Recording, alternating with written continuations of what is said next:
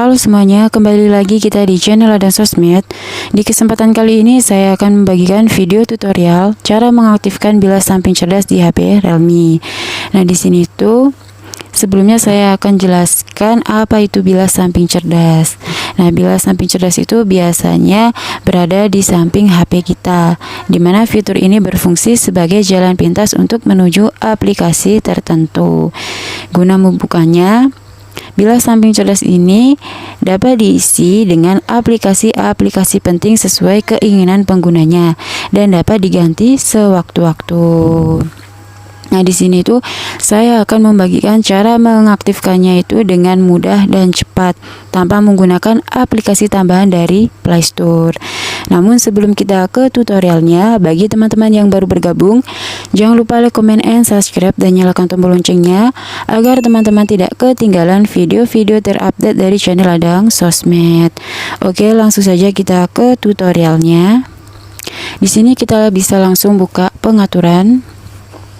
Kemudian kita scroll ke bawah. Kita cari aja alat serbaguna. Di sini sudah ada bilas samping cerdas, kita klik aja. Nah, di sini sudah ada bilas samping cerdas, kita tinggal mengaktifkannya saja.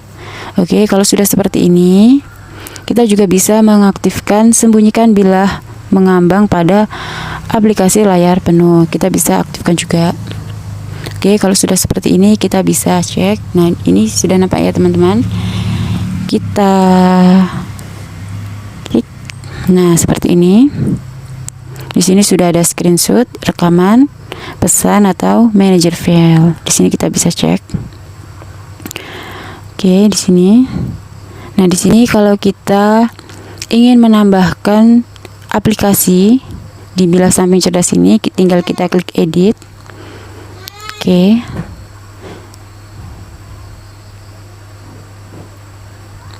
Nah, di sini saya akan contohkan menambahkan messenger.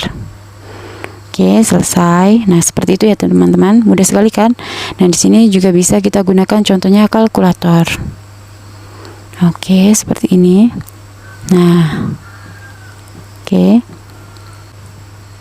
Nah, mudah sekali ya teman-teman untuk cara mengaktifkan bilas samping cerdas di HP Realme. Oke, mungkin itu tadi video tutorial yang bisa saya bagikan. Semoga video ini bermanfaat. Sekian dan terima kasih.